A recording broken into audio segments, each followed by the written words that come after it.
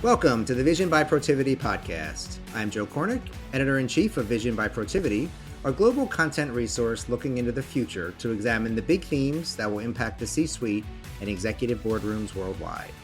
Today, we're exploring the future of ESG and its strategic implications for people, process, and the planet.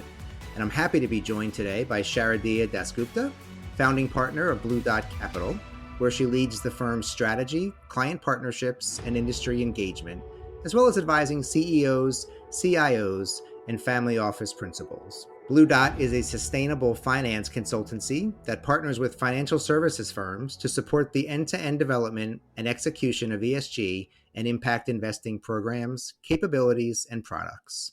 Sharadiya, thank you so much for joining me on the podcast today. Thank you so much for having me, Joe. Looking forward to the conversation. So you're a founding partner, as I mentioned in my introduction there, of Blue Dot Capital. Can you tell me a little bit about Blue Dot and sort of what it does and how it's helping to shape the future of ESG? We are as you've so elegantly described in your introduction, Blue Dot Capital. We are an ESG and impact investing consulting firm, and we have a narrow and deep focus on serving the asset management community. So we work with investment management firms investing across public and private markets and support the development of their in-house ESG and impact investing policies, strategies, and program capabilities. In terms of shaping the future of ESG, well, that's a great aspiration to have. We are starting out, and it's not just us as a firm that's starting out. I think the whole ESG space has so much room to grow in rigor and sophistication, and so much evolution will happen. So I think it will be prematurely self-congratulatory for me to say if we are shaping the future of ESG, we aspire to, time will tell. And also, if we do succeed in earning that validation, I want that recognition to come from our clients and partners and not self certified. So, I won't comment on that right away. Having said that, we are fortunate to work on a range of interesting ESG projects with our clients, some of which have pretty novel components. So let me share a small subset with you and your listeners. We are currently working with the investment team of a private markets investment platform to explore and understand what does a sustainable mobility strategy look like. Sustainable mobility is a big field that involves multiple industries. So we are trying to understand what are the impact objectives that a private market investment firm can track if they launch a sustainable mobility fund. What should be the hierarchy of those objectives and themes? What are some of the unintended consequences that we should be guarding against when designing this investment strategy? The second example is related to supply chain. As we all know, supply chain continues to be the topic du jour.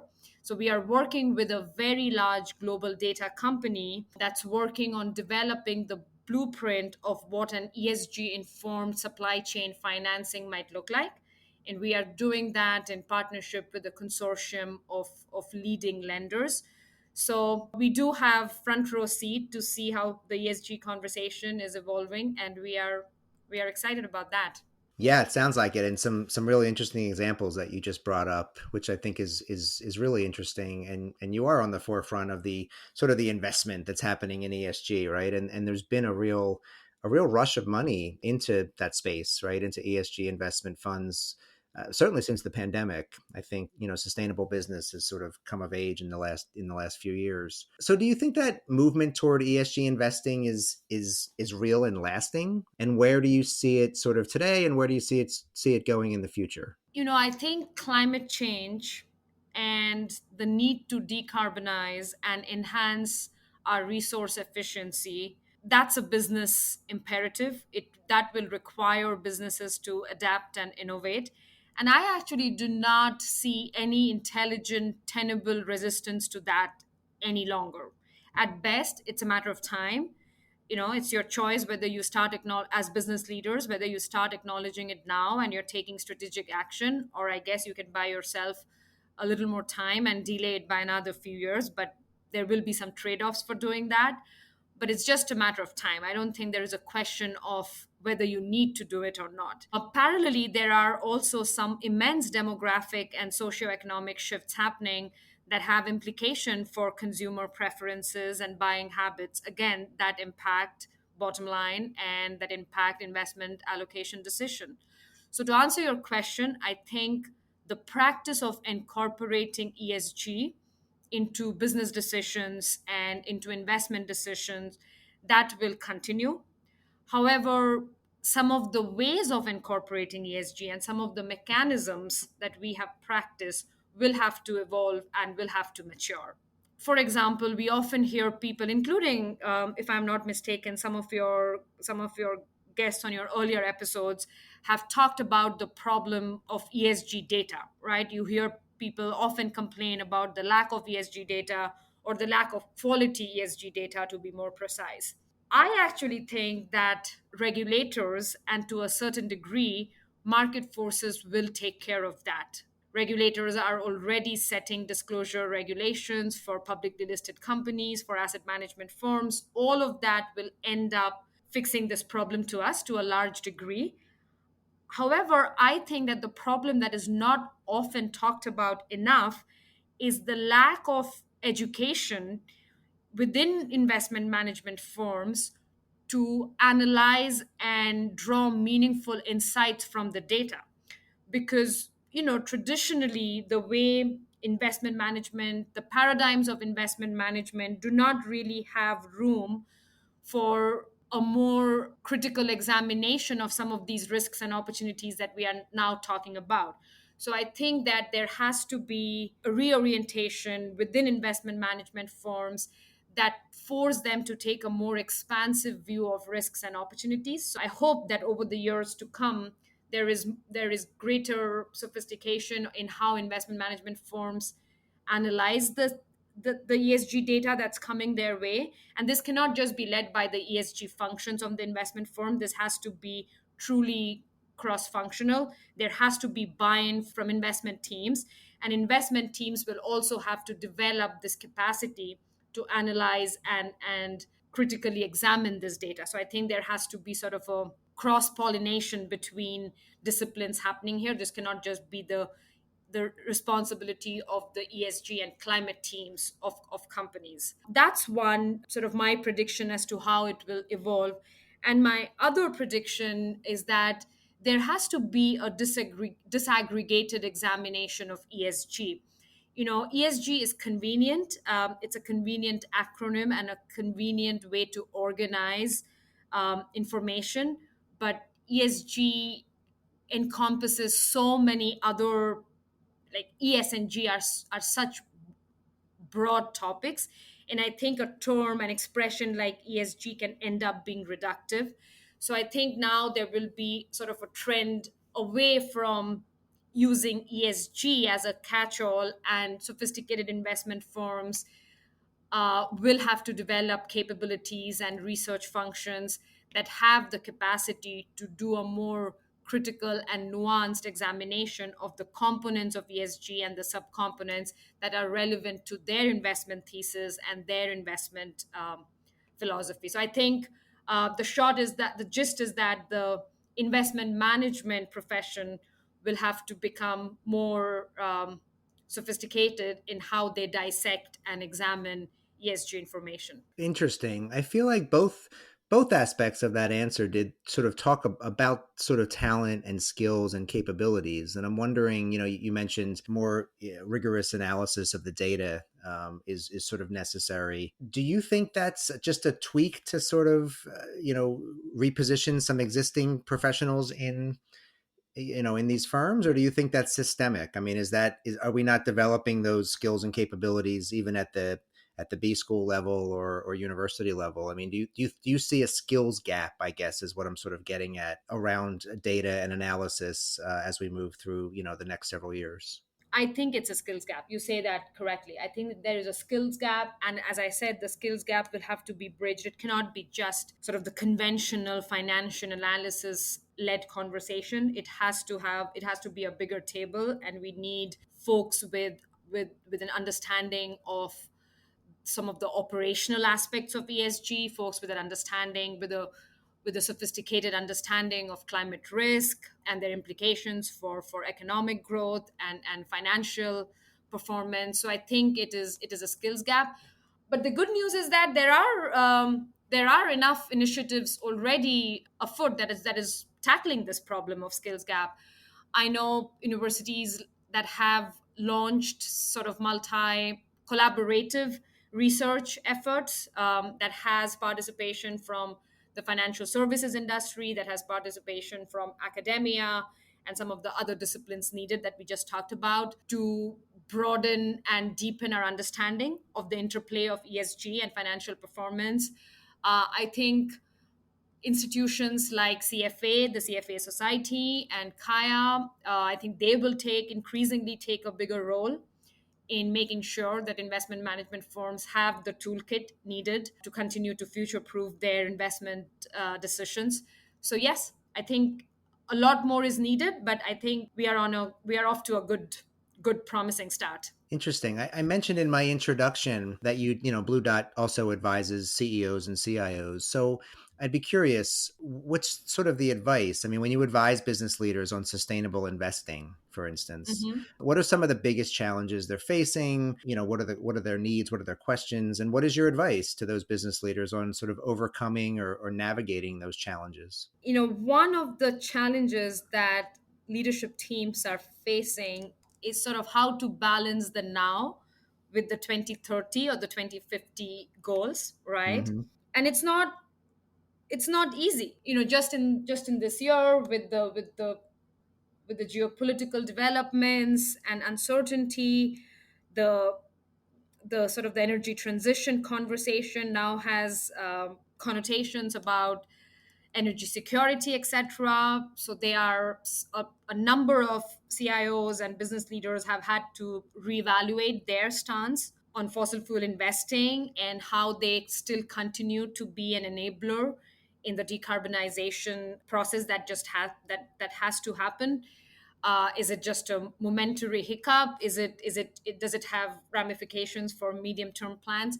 So it sounds sprawling and messy, and it is sprawling and messy. So we do not always have neat answers, and we are lucky to have clients who understand that there really are no silver bullets.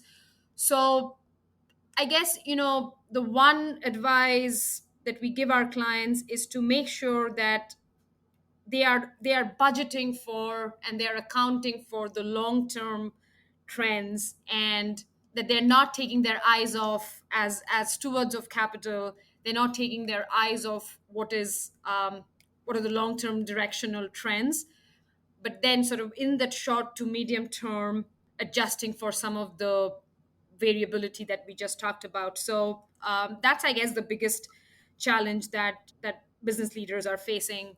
So you mentioned long term quite a few times there in your answer, and you sort of led me into my final question of the podcast, which is, if I were to ask you to look out sort of a decade or more, I mean, this is Vision by Protiviti, right? So we really do like to bring smart people to the table and ask them to give us their vision of the future and where we're headed in a decade or even more. I mean, we could even go all the way out to like 2035, which is a nice round number. What do you sort of see in the investment space? How much progress do you think we'll have made, or where do you think we'll be, or what kind of world do you think we'll be looking at in this space in, let's say, 2035? Let me shift that timeline to 2030. Okay, 2030 is a major milestone, and we have a major climate milestone that for collective humanity's sake, we should we should be Sure. able to reach. So, and I do want to be optimistic about it.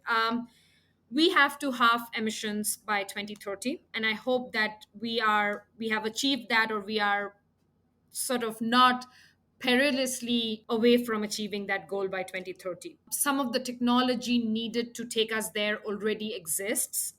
It's a matter of scaling that technology. It's a matter of making sure that capital continues to flow towards those technologies.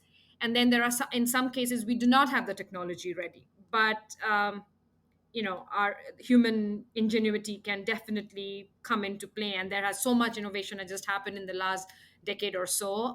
There is no reason to not expect that to continue. So I think the trifecta of politics, policy, and capital hopefully will get us to that critical half our emissions milestone by 2030. So that's my overarching big hope, and and investors and the financial system more broadly has to play a critical role in making that happen. I also hope that by 2030, the elements of equity are sort of fundamentally entrenched into the climate change conversation. Um, Climate change has major the climate change discourse has major implications for uh, equity and the ideas of sort of equity within countries. Even within, let's say, the United States, it is predominantly, or to a large extent, the most brutal impact of climate change will be felt by the historically disadvantaged communities. So, again, you cannot have effective climate policy if you are not taking into account those considerations. But it's not only within countries, globally. Um, Again, the climate change conversation has major ramifications for the capital flow into developing countries, into frontier economies. So I hope that, again, as I said, the trifecta of policy, politics, and capital gets to a point by 2030 whereby these considerations of equitable growth are just inextricably entrenched into the climate change conversation. Those would be my hopes and goals for 2030. And to tie it back to how we are shaping the future of ESG, I hope that Blue Dot, along with all our peers and the financial services industry and other professional services firms like Protiviti, that we all play a role in making that happen. Do you think I mean, you sound optimistic though. I mean, do you think that we'll get there? Do you think we'll be in a good spot in 2030? I woke up and chose hope today. So you caught me on a good day. So yes, I'm choosing to be hopeful today. It's not always, as ESG professionals, it's not always easy to hang on to hope. Obviously, there have been a few curveballs, especially on the sort of the political and policy making side of things, which has been disappointing. But as professionals in this space, if we don't hold on to hope, it will be difficult for us to focus on action. Sometimes the change and the progress feels incremental, but hopefully it will all add up, and we will be doing whatever it needs for us to get to that 2030 milestone, or as I said, at least in the ballpark, so that we are not in for a major climate calamity for us and the future generation. Well, hopeful seems like a really good place to end this podcast. Thanks, Sharadiya. This was fun and informative. Thank you, Joe. Thank you again for having me. And thank you for listening to the Vision by Protiviti podcast. Please rate and subscribe wherever you listen to podcasts, and be sure to check out vision.protiviti.com to view all of our insights and content around the future of ESG theme that we're currently working on. On behalf of Sharadiya, I'm Joe Kornik. Thanks for listening. We'll see you next time.